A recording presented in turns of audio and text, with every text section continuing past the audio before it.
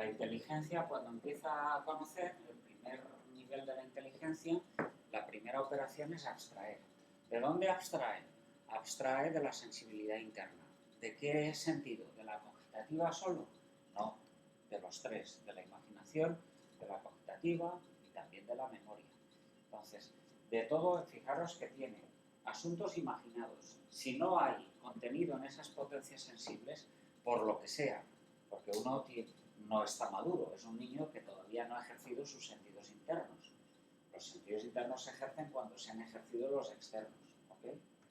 Es decir, ya tienes formas imaginadas, ya tienes recuerdos concretos sensibles, ya has trazado proyectos por ahí de juegos. Entonces, en ese momento, la razón puede abstraer. Y abstraer significa abstraer de todos ellos a la vez. A la vez quiere decir que tengo imágenes, tengo noción de tiempo en la memoria y tengo noción de futuro en la cogitativa. Entonces, tomando eso en su extensión, lo presenta.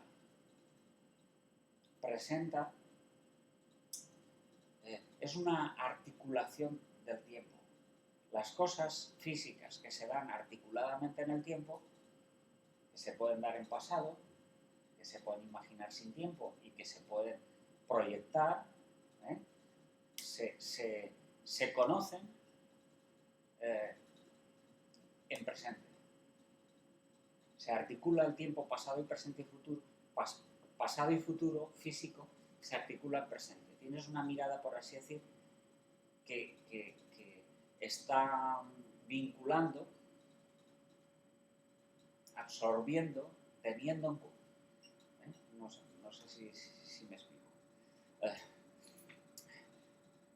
La realidad física es con movimiento. ¿Okay? Tú, cuando empiezas a abstraer, detienes, paras la realidad física. Fuera movimiento. La realidad física es con tiempo. Cuando empiezas a abstraer, tú no te temporalizas, sino que dices, wait, ahora paro. La abstracción no conoce actos. No, claro, un momento. El conocimiento de actos es posterior a esto. Estamos conociendo formas que estaban en el pozo de la sensibilidad interna y que la abstracción, la inteligencia, para empezar, echa el cubo dentro del pozo y saca agua. Y saca un agua que remite al agua que estaba dentro del pozo, pero es un agua purificada. En la medida que la saca, se purifica. Es un agua en universal, no es con esta frialdad, con esta temperatura, con esta... ¿ok? Sino que es agua en universal. Pero si no has visto antes agua, si no has bebido agua, si no sé qué, pues no hay agua abstracta. ¿Okay? Abstracta es universal. Y del sensorio común no se pilla nada.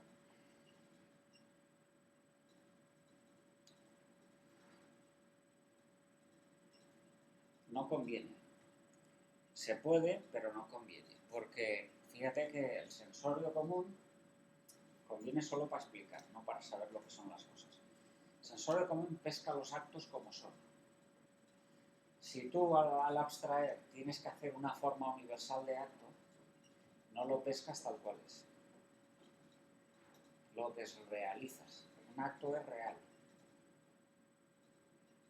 ¿Puede decir así, por ejemplo, el sensorio común dice agua?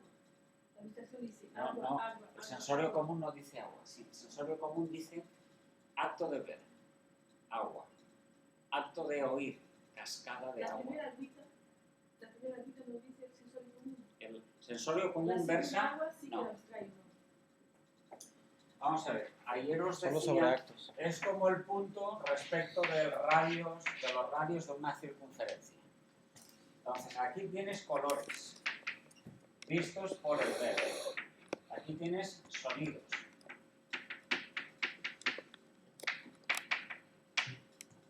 Pescados por el oír.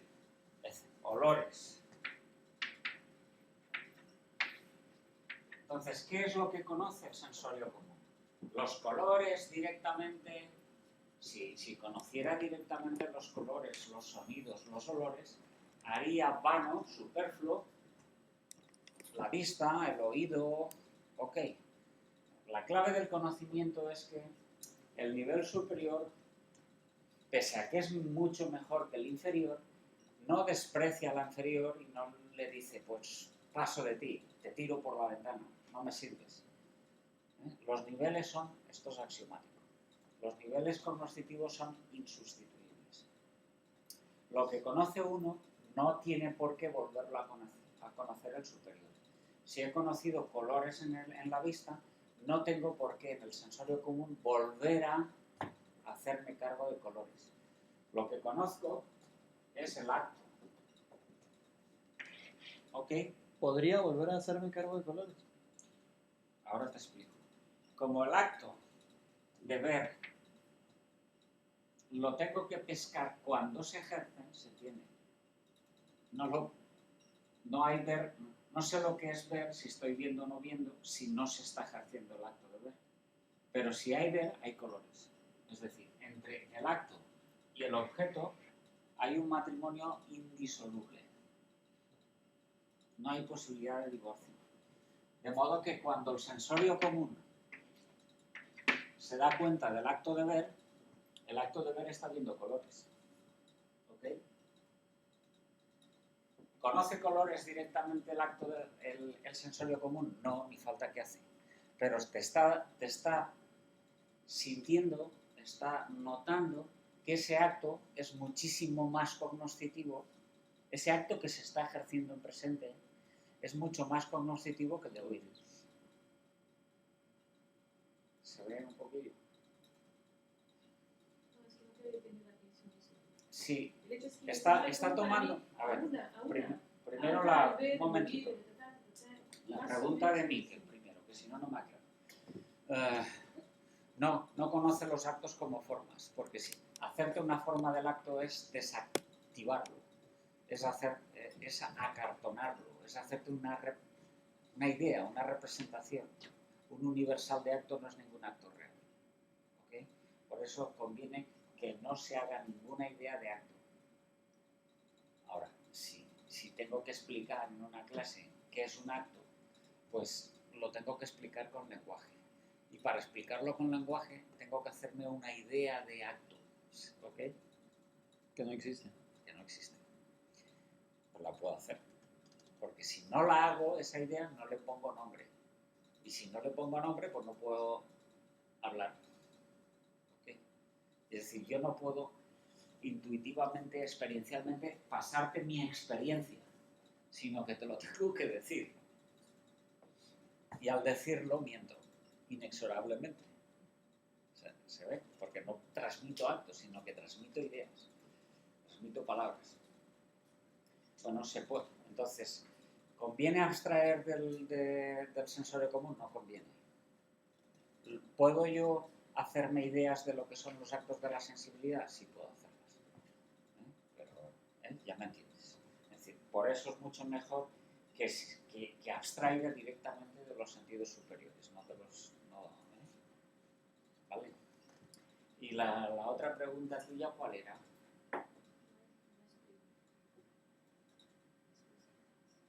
No, dime. Percepción, sensorio común. No es solo, es que la forma como estamos ahora mismo, la impresión que es solo el acto de ver, pero lo que hace es darse cuenta de todos los demás actos. ¿Sí? Todos a la vez. Por eso se llama común. Es como prepara para la estación, Para la... Para Abstraer. Común prepara abstraer. para distraer. Ok. Da la impresión, porque notar en común significa prescindir de los matices. Con lo cual parece que prepara a algo que va a ser común. Pero, interesante. Notar en común quiere decir que si no noto la proporcionalidad, la homogeneidad que tiene este acto de ver con este de oír, pues no hay manera de ponerlos en relación y darme cuenta de que este me permite conocer más que este. Si hubiese tal distinción o tal heterogeneidad que no hubiese posibilidad de comparar, yo descartase la comparación, no sabría con qué conozco más la realidad. Entonces, en ese sentido, abstrae. Es algo así como, es una cosa plástica, ¿no? A, G, U, A. Abstrae, agua. Agua. El sensorio común que lleva A, Y, U, agua. No. Y agua. No, actos, directamente a actos, no objetos vistos, actos de ver.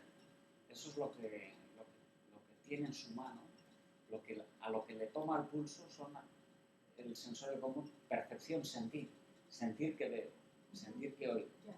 No objetos de la realidad externa, sino actos. ¿Y cómo le llamas a esa síntesis de la que está hablando Inés? Pues eso es lo que se llama sensibles comunes. Es decir, los que se pueden conocer por varios sentidos. Hay otra cosa que no he dicho, para no complicar, ¿no? Y es... vamos a ver. Bueno, fijaros que el sensorio común conoce los actos de la sensibilidad externa a la vez, cuando se están ejerciendo, y los compara. Pero como esos actos no se pueden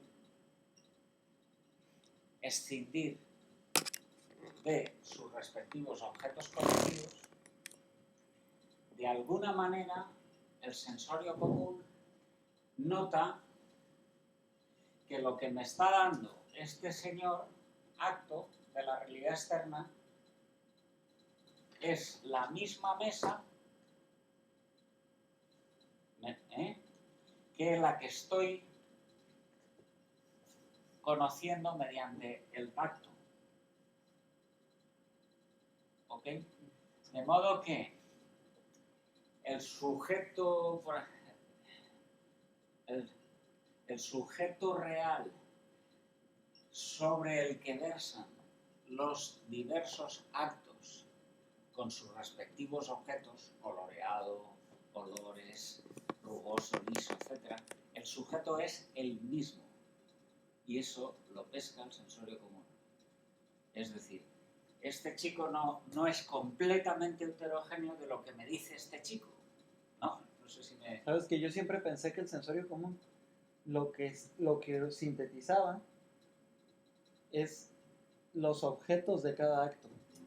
Y tú ahora me estás diciendo que lo que sintetiza son los actos. Porque entonces no tendrías, es decir, entonces apelmazas en el sensorio común los demás sentidos internos superiores, lo que hace la imaginación, la memoria y la cognitiva. No hay posibilidad de discernirlos. Entonces, para discernir actos de formas, tienes que poner un sentido que se dedique exclusivamente a actos y otros sentidos que se dediquen a formas. Porque si no, confundirías los actos con las formas. Una cosa es conocer actos y otra cosa es conocer formas. Pero al conocer esos actos, de alguna manera te está diciendo que esos actos versan sobre la misma realidad. Es decir, hay, por así decir, una connotación a nivel sensible de lo que a nivel racional tú puedes llamar sustancia. Estamos hablando de la misma sustancia, tanto en el ver como en el oír, como en el tocar. Bueno, a eso los clásicos, los medievales, lo llamaban el sensible per accidens. Per accidens quiere decir, noto de alguna manera, indirectamente, que hay una misma realidad a la que se refieren los diversos actos de conocer. A eso lo llamaban sensible per accidens. Ojo, pero no es sustancia, ¿eh? Sustancia es un asunto que se conoce solo racionalmente. Se puede llamar pues, como queráis, pero ok. Sí, más o menos. Vale. Bueno, entonces, acto de abstraer, objeto abstracto. ¿Qué significa esto? que todo en la realidad es cambiante, no hay manera de pararlo, etc. Es con tiempo, es con movimiento. Y la inteligencia, en su arranque, dice lo siguiente: yo pues no soy realidad física, con lo cual me defiendo. Me defiendo, ¿qué quiere decir? Empiezo a conocer sin tiempo, es decir, paso del tiempo. Paso del movimiento y paso del tiempo. Es decir, la abstracción es, por así decir, como una llamada de atención de la inteligencia que dice: aquí estoy yo. Yo no soy mundo. Puedo con el mundo, con lo cual lo paro. Abstraer es detener, es ver el tiempo sin temporalizarte.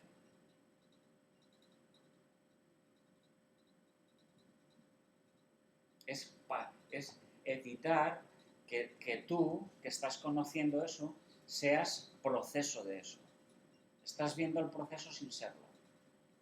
¿Qué Estás consecuencias tiene? articulando el tiempo, estás presentando la realidad sin que tú seas movimiento o tiempo de la realidad física.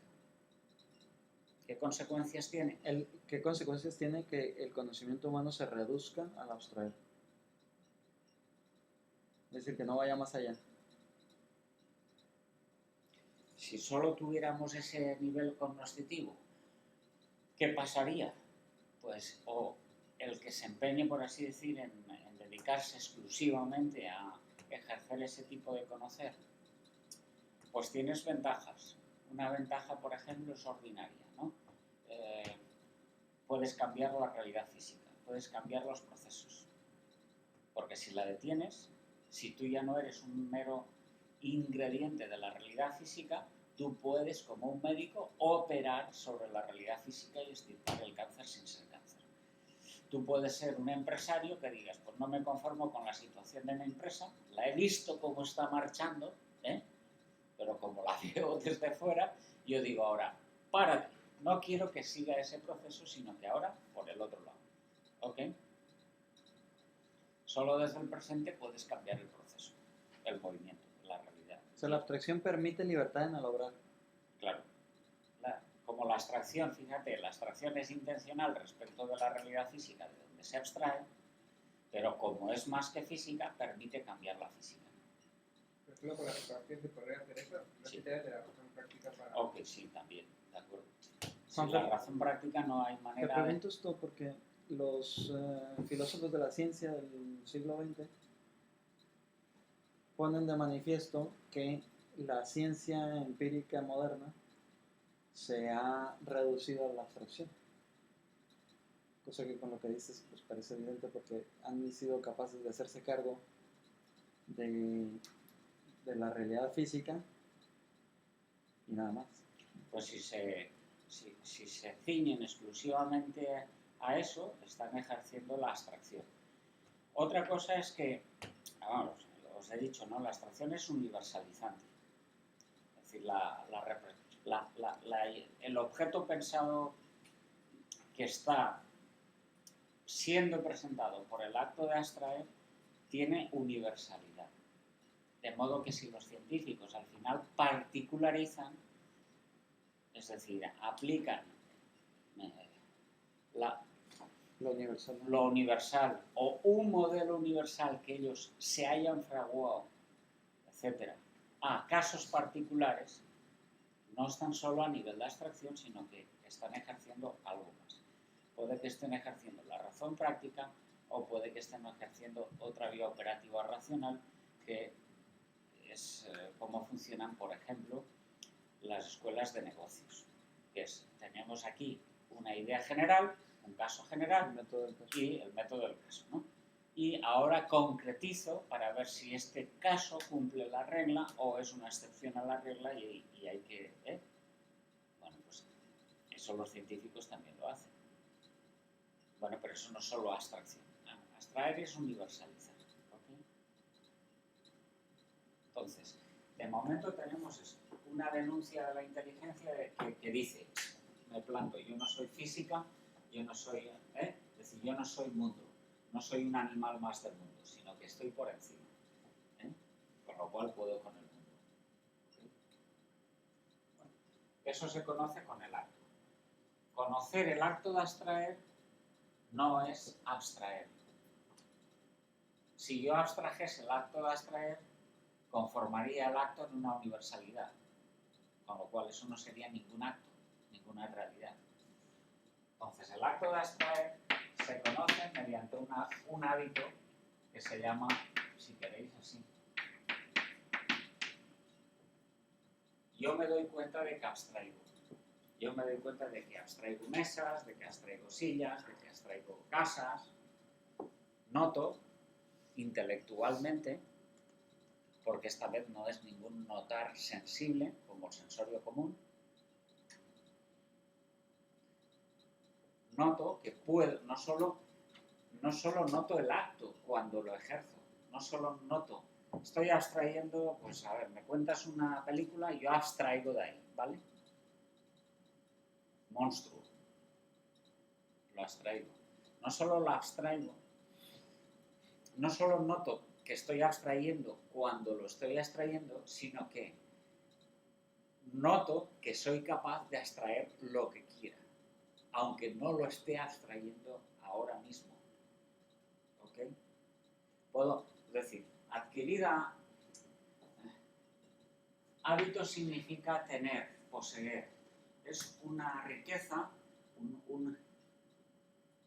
algo que ha adquirido la inteligencia, una perfección que sirve no solo para tal acto o para el otro, sino para todo acto de abstraer. Adquirido un acto de abstraer, yo me doy cuenta que como este puedo abstraer lo que quiera. ¿Ok? ¿Se ve? Una cosa es abstraer y otra cosa es conocer el acto de abstraer. Saber que mis actos de abstraer están en mi poder. Bueno, pues a lo primero se llama sin más acto y a la perfección intrínseca de la inteligencia que te permite conocer los actos, a eso se le llama hábito. ¿Se ve? ¿Se ve o no se ve? ¿Sí? ¿Sí? Es el hábito abstractivo. Entonces, fuera reflexión. ¿Eh? Esto es una estupidez. Chao la abstracción. Bueno, yo hablo demasiado claro, ¿no? Es decir, no guardo las formas, ¿no? Quiero decir que todo lo que es la teoría reflexiva, de la que hablan, etcétera, etcétera, bueno, todo eso ¿de dónde viene? Eso viene de Tomás de Aquino. Tomás de Aquino, cuando es joven, en concreto cuando tiene 30 años, se lee un librito que en ese tiempo era una autoridad. Autoridad significa para los medievales del siglo XIII esos libros de filosofía de autores reconocidos que han pasado la criba de las centurias, de los siglos y son solventes, son tipos sólidos, ¿no? Por ejemplo, esa autoridad Aristóteles, esa autoridad Platón, etc. Por lo mismo que hay autoridades en filosofía, hay autoridades en patrística. San Agustín es una autoridad en casi todo. Orígenes no es autoridad en casi todo, ¿se entiende? ¿No? Alguna cosa así, otras no. Entonces, autoridades. Entonces, ese librito es el Liber de Causis. Creo que es, yo la memoria, no os fiéis mucho de mi memoria, pero me parece que es el libro de Causis. Y en ese libro estaba atribuido hasta la fecha, hasta que Santo Tomás tiene 30 años o por ahí, a Pseudo Dionisio, al Dionisio del Areópago, a ese que convierte directamente San Pablo. Entonces, si es un primer testigo de los apóstoles, este tipo es solvente, este tipo es autoridad, ¿no? Si ha escrito él directamente el libro de Causis, pues entonces este libro hay que tomárselo en serio. ¿Se entiende lo que hay, no? En ese libro se dice que las inteligencias vuelven sobre sí mismas, todo el ensayo, todo el recorrido de las inteligencias es un intento de seguir y proseguir pensando hasta que vuelven a sí mismas redictione completa, con una vuelta completa. De ahí sale la teoría de la reflexión. ¿Se entiende lo que...? Bueno, cuando Tomás de Aquino ya es maduro, 10 años posterior, cuando está escribiendo sus obras non de veritate, y el comentario a las sentencias, lo de la reditio, y decir, no, esto hay que tenerlo en cuenta, ¿no?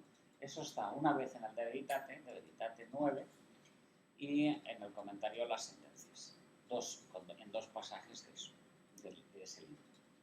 Pero son los dos libros tempranos de Tomás de Aquino. Cuando Tomás de Aquino escribe ya a partir de sus 40 años, cuando escribe la Suma Teológica tal y cual, esto es una nota a pie de página histórica, ¿no? Ya han descubierto que el Liber de Causis no pertenece a Dionisio, sino que pertenece a un neoplatónico. Y como le habían llamado tradicionalmente Dionisio, ahora le llaman a ese libro del pseudo Dionisio, Areopagita, que no es el del Areópago de San Pablo, sino es otro, ¿vale? Entonces, Santo Tomás ya no se le ocurre de ninguna manera, a partir de ese momento, tomárselo como autoridad, tomárselo en serio. Con lo cual, la teoría de la reflexión no la repite nunca más. ¿Ok? Es más, dice en muchos otros pasajes, más de 300, cosas inversas a esa. Se entiende un poquito, ¿no?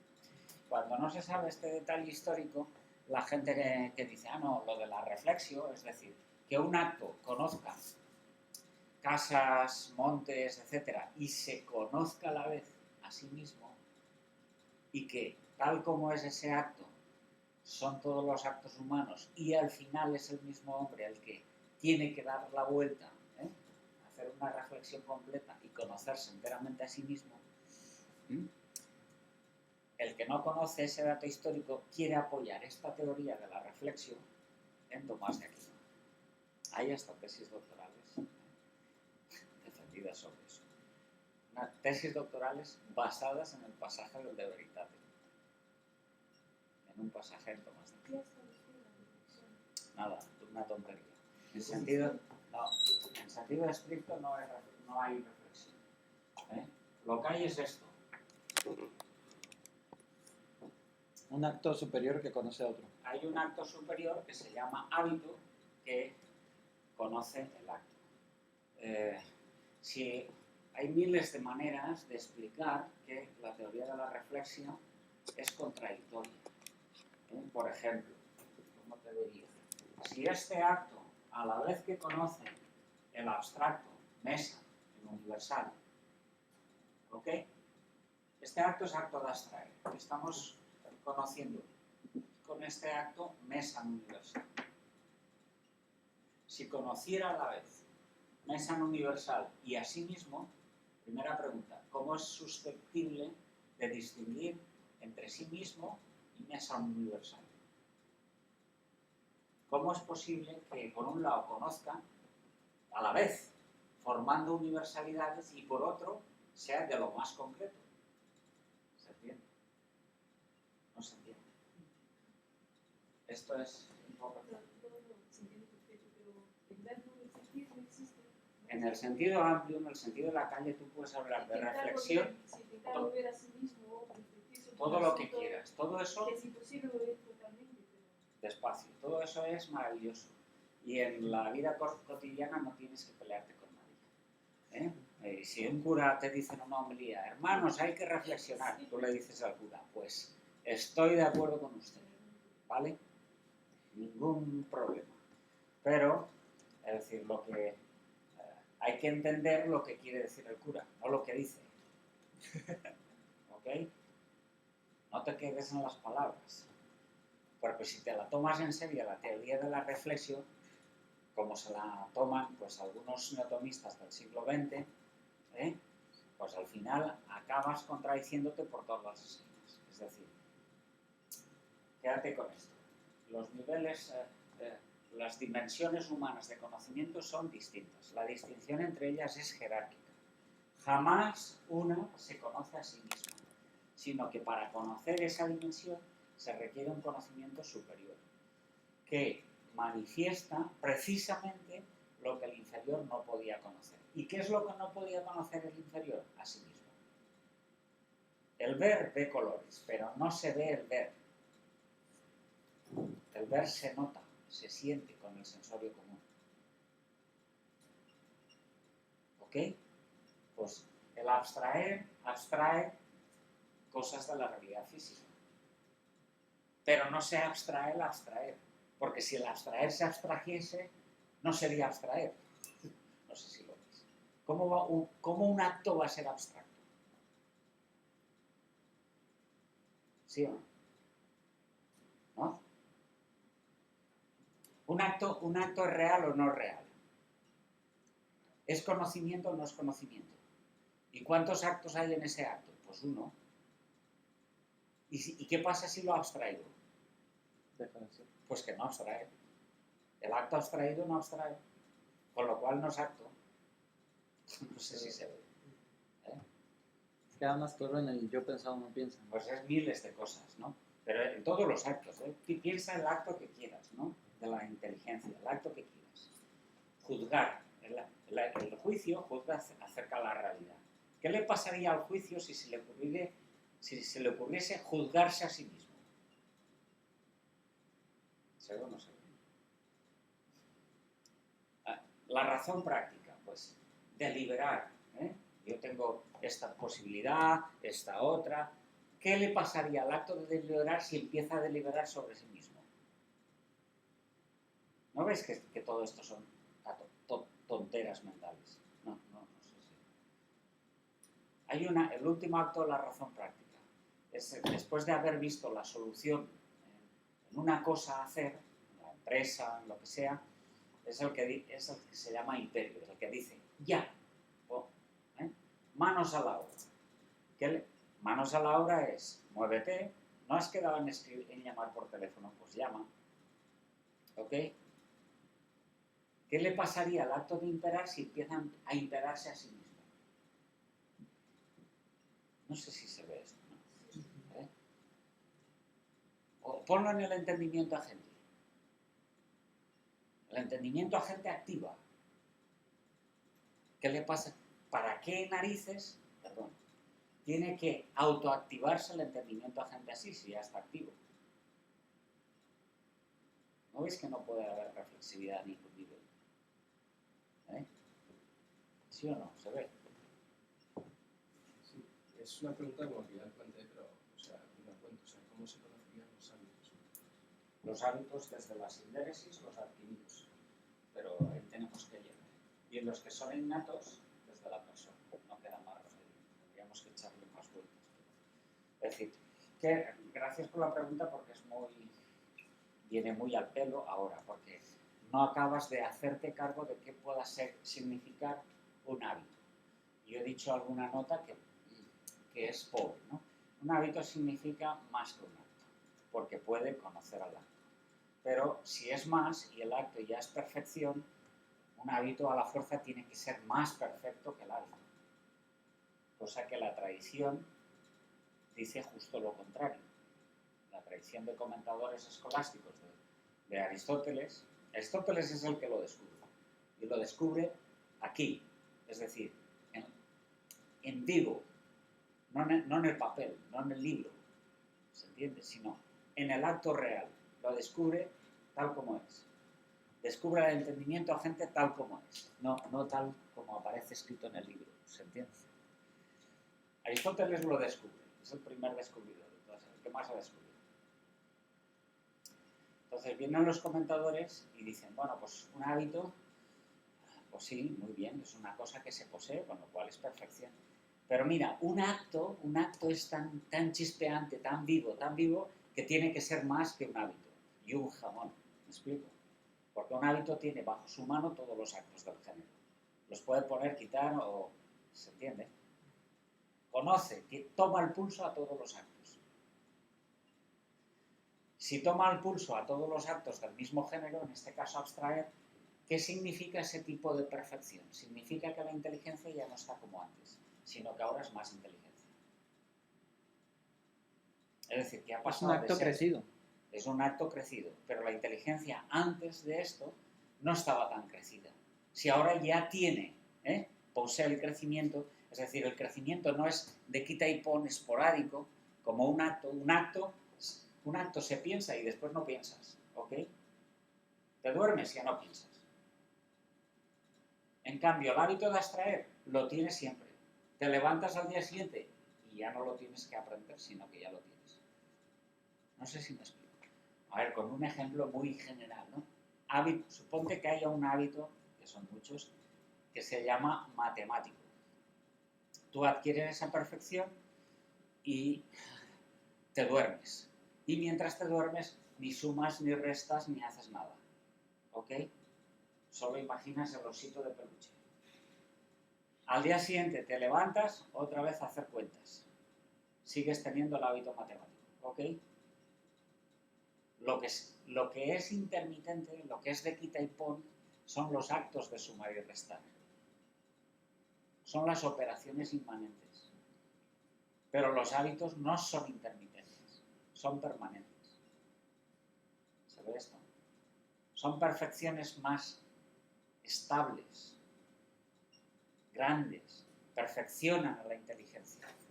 Es decir, en una parte de la inteligencia, en un recorrido de ella, la estabilizan, es decir, la vuelven activa cuando antes era pasiva, cosa que un acto no puede hacer. Un acto es un chispazo de luz en la inteligencia y se acabó. En cambio, el hábito se queda y es luz estante, permanente en la habitación de la inteligencia. ¿Me explico? ¿No? ¿Sí o no? ¿Lo veis o no lo veis? Los hábitos son tremendos. ¿Eh? A ver, tened esta regla de oro práctica que dije el primer día. Pensad justo lo contrario de lo que la gente piensa. Entonces acertáis en teoría del conocimiento. Los hábitos intelectuales son la cenicienta de la teoría del conocimiento después de Aristóteles. Hombre, los comentadores medievales del siglo XIII comentan algo. Ya he dicho que lo comentan mal, en la raíz, porque piensan que los actos, las operaciones inmanentes que nacen de los hábitos, son superiores a los hábitos, lo cual es una tontería. Pero si te vas desde el siglo XIV hasta el siglo XX, hasta Brentano en concreto, finales del XIX, nadie tiene ni idea de lo que es un hábito intelectual. Están perdidos, más perdidos que la Cenicienta, no sé si. ¿Se entiende? Ok. Tampoco saben bien lo que es un acto. Kant, que es el paradigma de la teoría del conocimiento moderna, no diría tacos, pero no tiene ni idea de lo que es un acto. ¿Cómo va a preguntarle lo que es un hábito? Además hay muchos niveles de actos y muchos niveles de hábitos. ¿Ok? ¿Vale? Tú querías preguntar algo hace rato. No, solamente que el tema del jerárquico. ¿No lo acabas de ver? No es que no lo acabo de ver, simplemente tenía la curiosidad de saber, pero quería poner cómo puede ser que, o sea, todos se puedan referir a la que está más abajo de ellos. Inmediatamente inferior. Vale, pero entonces eso daría una cierta, no sé si puedo estar haciendo una cierta unidad en esa jerarquización, pero Claro. esa cierta unidad, Genial. ¿por qué se da? Pues sencillamente O sea, porque se está hablando de una jerarquía cognoscitiva. Vale, pero si estamos hablando de actos distintos, cada acto tiene su forma de conocer. Claro. Vamos a ver. Entonces, hay una si soy unidad capaz de... en su distinción.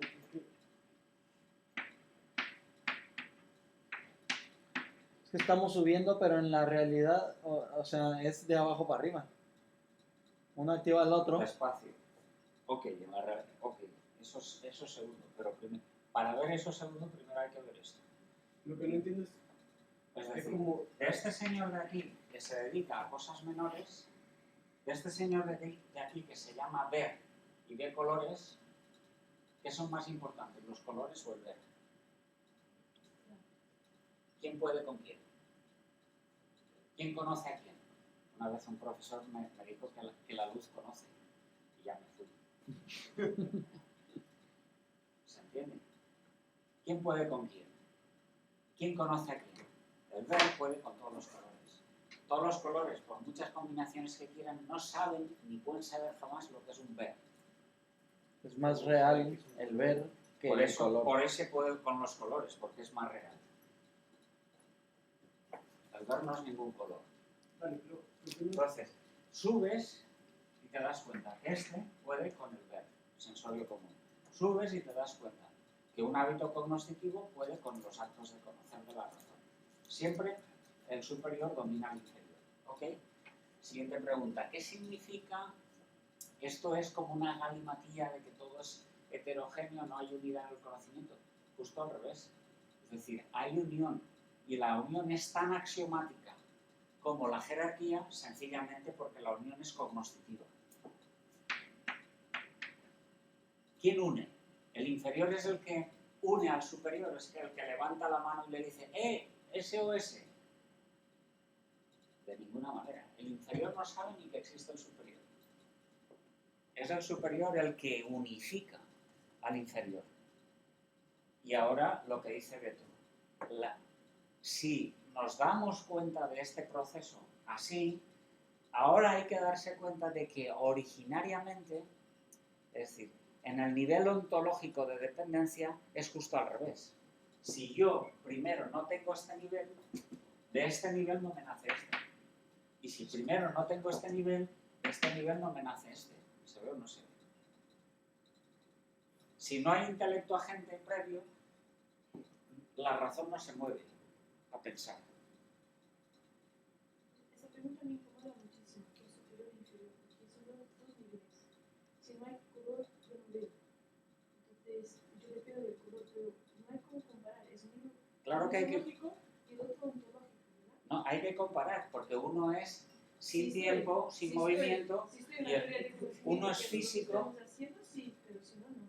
Es que estamos desde un punto de vista de la teoría de conocimiento. Pero es Si que es fuera- la única posibilidad, Si fuera desde el punto de vista metafísico, esta pregunta ya sería inversa, en mi opinión. de ninguna manera. Porque la metafísica solo se puede hacer con un nivel de conocimiento. Si tú tiras el conocimiento humano, ya no conoces. Sí, la teoría del A conocimiento ver, ¿cómo gobierna es? sobre la metafísica o la antropología sobre la metafísica. No, la metafísica no se conoce a sí misma, ¿no? La metafísica conoce primeros principios reales, pero no tiene ni idea de cómo los conoce, es decir, de qué nivel cognoscitivo está empleando para conocerlos. Pero me refiero que partimos de la realidad, es que desde el punto de Ok. vista. Si partes de la realidad, yo te pregunto, ¿y cómo sabes que hay realidad para partir de ella? ¿Estás partiendo de la realidad o estás partiendo de tu conocimiento de la realidad? No te das cuenta de que es una petición de principio. Tú tienes que partir del conocimiento. El conocimiento no está aislado de la realidad. No cabe método cognoscitivo sin tema conocido. Perdón por la simplicidad, pero pienso que lo que existe, existe lo que pienso. Eso es una necesidad. Es un riesgo. No. Sí, yo No, puedo pensar no, todo eso. eso porque las cosas existen. Sí, Solo eso, solo Ok. eso quería decir. no hay separación entre método y tema. ¿Ok? Acuérdate, conocer, conocido. ¿Cabe conocer sin conocido? Respuesta no. ¿Cabe conocido? Sin conocer. Metafísica, ontología, física, colores, lo que quieras. Sin conocer. Pues como conocidos no. Cabrán realmente. Como antes existía el universo sin ningún nombre que los conociera. Pero si además quito todo conocer, si ahora quito el conocer divino, pues es que no hay nada. No sé si se ve. Es decir, ¿existe realidad? Sí. ¿Existe independientemente del conocer? Por supuesto. Pero realidad en cuanto que conocida solo existe en el conocer. ¿No? Toda En la ese realidad sentido- conocida, lo real conocido es enteramente la realidad. Pues no. Siempre conocemos aspectualmente. Muy poco. En eso tiene razón lo que dice Tomás de Aquino. hay más realidad en una mosca que en la mente de todos los filósofos. Quiere decir que por muchas tesis doctorales que hagas sobre mosca, siempre hay más mosca por descubrir que mosca descubierta. ¿Se entiende o no? La mosca depende del conocer. La mosca está más feliz sin que la conozcas que ni sé, ¿no? No sé, ¿eh? Pero mosca conocida, en cuanto que conocida, o pones un conocer o no hay mosca conocida. No sé si me explico, ¿no? ¿Sí o no?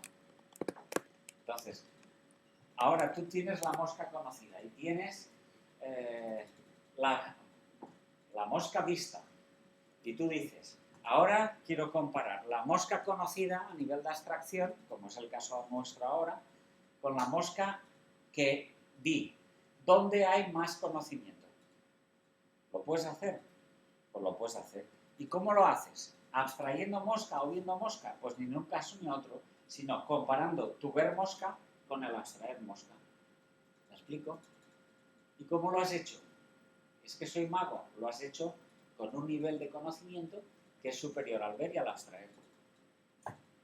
A saber, un hábito abstractivo. ¿Se ve o no se ve? ¿Sí o no?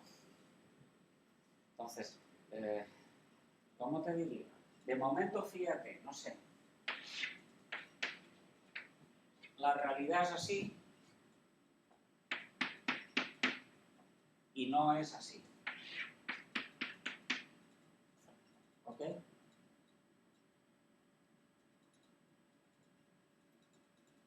El conocimiento humano es así y no es así. Y lo que le pasa al conocimiento humano es que está perfectamente armonizado cada uno de sus niveles para conocer los diversos niveles de la realidad. Lo contrario, la tesis contraria, es falsa no porque lo digo yo, sino porque es contradictoria.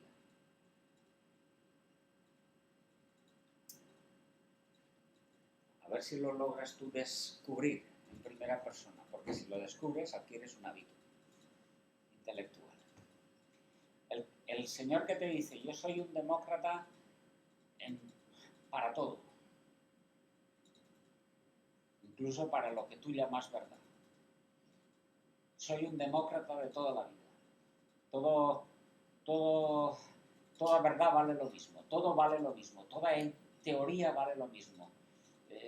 Yo soy más tolerante que la tolerancia. No sé cómo decir, ¿eh? Yo soy la tolerancia con patas.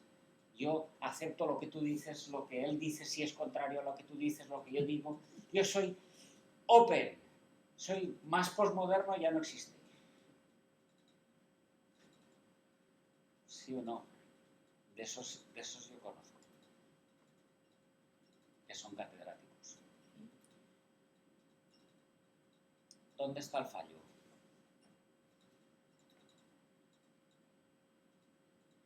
Tú le tienes que decir, hombre, por favor, no me discuta a mí me trae sin cuidado lo que usted diga. No se autoinsulte. Porque si usted dice que todo vale lo mismo, esa tesis que está usted defendiendo vale lo mismo que la contraria. Que otra cualquiera. Entonces, ¿por qué defiende usted esa tesis? Si vale lo mismo que la contraria. No sé si se nota. ¿No se da usted cuenta de que usted se está tirando piedras a usted mismo? ¿No? El absurdo siempre es una postura posible, vitalmente, ¿no? Sí, pero Aristóteles es decir, esto lo hacían los sofistas. Los sofistas no juegan con esto, sino que juegan con el relativismo. Es decir, que todo cabe. Y sacamos partido monetario de interés según nos conviene, no según verdad. Es decir, yo defenderé un caso en un tribunal si gano más dinero. Y si gano más dinero, defiendo el contrario. Dinero o fama O poder. prestigio. Es decir, ese modo de vida, que es usual hoy en día, eso lo vivían los sofistas. Y Aristóteles les dijo, pero ustedes tengan piedad, tengan sean un poco bondadosos respecto de ustedes mismos. No se insulten, porque si ustedes se autocritican, pues entonces quiere decir que es mejor que no piensen. Es decir, lo mejor que le puede pasar a usted es que se convierta mañana en una planta, porque las plantas, eso les dice Aristóteles, porque las plantas no piensan. ¿Ok? Entonces, dicho esto, lo siguiente que hay que decir es, ¿cómo me he dado yo cuenta de que me estaba contradiciendo a este nivel? Pues me he dado cuenta desde este nivel. Porque al mismo nivel no se da cuenta, porque al mismo nivel no es autorreflexivo. ¿Cómo me he dado yo cuenta de que esa teoría es contradictoria? Cuando he saltado de afirmar esa teoría a el hábito mediante el cual me doy cuenta de que el acto ese es insuficiente.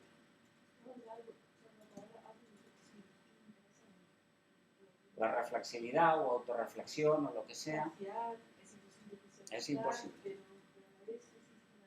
Ok, todo eso lo veremos, pero eso despacito. De ninguna manera tienes que pensar que hay conocimiento del acto por el mismo acto. Porque si eso se diera, en líneas generales es lo que dije el primer día, que no habría distinción entre conocer y conocido. Bueno, y es que el decir, conocer es distinguir. La filosofía, lo propio de la filosofía es distinguir. En el fondo es una pretensión de identidad. En el fondo, ¿qué quiere decir esto? Que tú quieres ser Dios. Es decir, que no quiero ser criatura, sino que quiero que no haya distinción entre método cognoscitivo y tema conocido. Es decir, que no haya división entre más y menos posible. Es decir, me da igual que sea más tema que más método, más conocer o más conocido. Lo que no quiero es de ninguna manera es que exista la dualidad, que exista una posibilidad de distinción entre más y menos. Por eso reduzco a identidad, que el acto se autoconozca. Es decir, que el acto se identifique con el tema conocido que es él. Bueno, eso es Dios. Eso a tope es Hegel, ¿no? Eso es lo que pretende Hegel. Sí. Identidad total. Se ve un poquito lo que hay debajo de la teoría de la reflexión. Es decir, es una tontería, pero en el fondo es una pretensión de identidad. Es decir, que la criatura no quiere ser criatura. Pues todavía peor. No sé si... Tremendo. ¿Se ve esto? Oye, estamos... Tenía que explicar hoy toda la razón, pues casi nada. El primer escalón. Nos hemos quedado en la Tenemos 10 minutitos, ¿no? Bueno, esto está visto, más o menos se ve. Tú tenías más preguntas. Después de ese nivel de abstracción, que es, como os he dicho, una defensa de la inteligencia respecto de la realidad física, lo que se mueve, lo paisajístico, vamos a poner estable las cosas, sin movimiento, sin percance. Detengamos las cosas, abstraigamos, sin tiempo, sin movimiento, con cierta universalidad. Eso es lo primero que hacen los presocráticos, lo primero que hace Platón. El mundo de las ideas de Platón está a ese nivel. Ideas inmortales, eternas, idea de caballo en sí para siempre, sin posibilidad de que engendre caballos y que se muera. Eso es abstracto, caballo. ¿Se entiende? ¿Eso qué quiere decir? ¿Que está en un mundo aparte? Eso está en el mundo de la inteligencia. No está en el mundo real, porque en el mundo real los caballos engendran caballos y se mueren.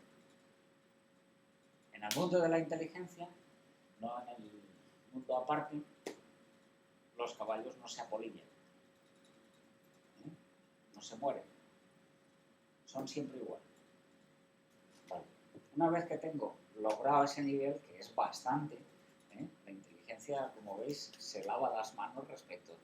Si te tomas en serio este nivel, tiras por la ventana muchas... Por ejemplo, Heidegger. Heidegger, que es el tipo más importante del 20, le dices, no juego contigo. Ya no juego contigo. Tío, porque tú me dices que el hombre es tiempo. No sé si se ve. Me estás diciendo en el fondo que el ser es tiempo, ser y tiempo, el libro más famoso de Heidegger, ¿no? Y en ese libro, ¿qué?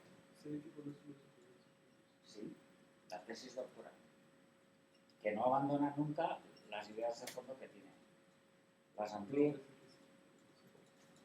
estamos hablando de una tesis doctoral. A Heidegger tú lo conoces por Kant y el problema de la metafísica. ¿Por qué lo conoces? Por ser y tiempo. Es un tipo importante porque escribió un libro que le salió más trabajado, mucho más trabajado que todos los otros que tiene. ¿Y cuál es el libro? Ser y tiempo. Además, las ideas que hay ahí las defienden los otros. El que dice aquí no es la pregunta que es el tiempo, sino quién es el tiempo. Él describe al final que el hombre es tiempo y que el ser es temporal. En el fondo, por muchos motivos. Uno de ellos por oponerse a Hegel. Porque para Hegel lo más importante es conocer según presencia. Es quedarse a este nivel y decir, desde el presente domino toda la panorámica. Heidegger le dice, no, el hombre no es presente, no hay presente posible para el hombre, sino que el hombre es tiempo. Y el ser real es temporal. ¿Ok? Se ve lo que hay. Entonces, si tú dices, bueno, me he hecho cargo, he caído en la cuenta de lo que es abstraer. Abstraer es, chao tiempo. Yo no soy tiempo porque puedo con el tiempo. Puedo hacer libros de historia porque yo no soy historia. No sé si se ve. No necesito no necesito pasarme 14 billones de años en el universo para hacer un libro diciendo que el universo se ha desarrollado con 14 billones de años. ¿Sí, ¿Sí o no? Una cosa es, solo puedo hacer historia porque yo no soy historia. Porque si tuviera que historicizarme, pues no podría hacer un libro. ¿Sí o no? ¿No? ¿No quiere? Sí, es lo mismo que estamos diciendo, un acto no conoce al mismo. Entonces, si uno se toma en serio la abstracción, pues entonces, chao Heidegger, chao Marx, el hombre es tiempo. Chao Freud, el hombre es tiempo. Chao Nietzsche, el hombre es tiempo. Si me doy cuenta de cómo funciona mi primer nivel de la inteligencia, le digo a todas estas filosofías que ya en el primer escalón se han pegado han tropezado. No saben lo que es abstracto. ¿Vale? No saben lo que es la inteligencia. Si se entiende o no se entiende. ¿Vale? Después de este nivel, que se las trae, como veis, caben dos posibilidades. Y no caben más. Y son dos declaraciones de la propia inteligencia. Es decir, ya os dije, si la inteligencia empieza, es para no parar. Porque si la inteligencia supiera que va a parar, pues no empezaría. Ese aburrimiento no va a convivir. Sí. ¿Qué posibilidades tiene la inteligencia después de este nivel? Después de haber abstraído, tiene dos posibilidades, solo dos. Una, decir, vamos a pintarlo así. Decir, a ver, esta mosca la he abstraído de la realidad. ¿Qué poco es? Esta idea de mosca que tengo aquí, ¿qué poco es respecto de la mosca real?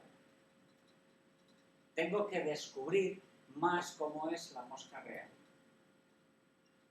¿Se entiende? He hecho una tesis doctoral sobre mosca. Ya me lo sé todo de mosca. ¿Qué poco es la tesis doctoral de mosca respecto de la mosca real? ¿Se entiende? Es decir, la mosca real le da sopas con onda a la tesis doctoral. ¿Se entiende o no? Bueno, pues entonces tengo que seguir procediendo a recuperar la realidad. Los entresijos de la realidad todavía no me los conozco. Te he dicho que la mosca tiene 6 patas, que come no sé qué, ¿no? Etcétera, vive no sé cuántos días. Te he dicho poco de mosca. Quiero saber más de mosca. ¿Vale? Pues eso es una declaración, eso quiere decir, la inteligencia cuando hace eso, quiere decir, no me conformo con lo que sé hasta el momento, que es bastante poco, quiero saber más. Es una declaración de insuficiencia de lo sabido respecto de lo real, ¿ok? Bueno, si eso lo hace la inteligencia, se abre una vía operativa de la inteligencia que es la que han ejercido, la que han practicado sobre todo los pensadores realistas, que es el intento de profundizar en la realidad. Ahí se abre una vía que se puede llamar racional. O se puede llamar, Tomás de Aquino que la descubre, abstracción total. Los nombres es lo de menos. Conocimiento progresivo de la realidad, llámalo así, me da igual, ¿vale? Hay otra posibilidad. Mira, esta mosca que he conocido, esta mosca abstracta, qué poco mosca es respecto de todo lo que yo puedo conocer. No respecto de la mosca real, sino respecto de todo lo que yo, inteligencia, puedo conocer. Porque además de mosca, puedo conocer elefantes, miles de cosas, ¿no? Miles. Y no solo reales, sino también posibles. Puedo hacer todas las novelas que quiera sobre moscas y elefantes. ¿Se entiende? ¿Sí o no? Es otra declaración de insuficiencia de la inteligencia respecto de lo conocido. Pero no comparando ahora lo conocido con lo real, sino lo conocido con la capacidad de la inteligencia de conocer más cosas. A esa vía de abstracción se puede llamar formal, porque así la llamó Tomás de Aquino, o se puede llamar, como Polo la llama, generalizante,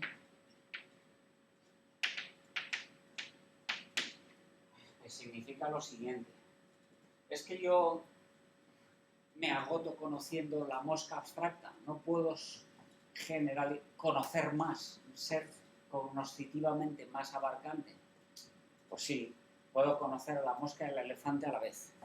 ¿Y eso qué quiere decir? Que puedo hacer una idea que los abarque a los dos. Por ejemplo, vivientes, ¿no? La idea de viviente o animal, me da igual, animal es previa. Animal se aplica a elefante y se aplica a mosca, ¿ok? Y no puedo yo generalizar más, es decir, hacer otra ideota más grande que abarque, no solo al elefante y a la mosca, sino también al geranio y a la higuera. Viviente. Y no puedo hacer una idea todavía más general, ¿se entiende? Es lo que hay. La generalización. Bueno, pues aquí sale la noción, por ejemplo, hegeliana de todo. ¿Se ve? Todo. ¿Todo qué? Todo tomates, todo patatas, todo colores, todo vestidos. ¿Qué todo? ¿Qué referencia real tiene? ¿Qué referencia? ¿Ok? Al mundo físico tiene la noción de todo. Ninguna. Es puramente, la noción de todo es puramente mental. ¿Lo queréis ver claro? Pues con un ejemplo que os impacta enseguida.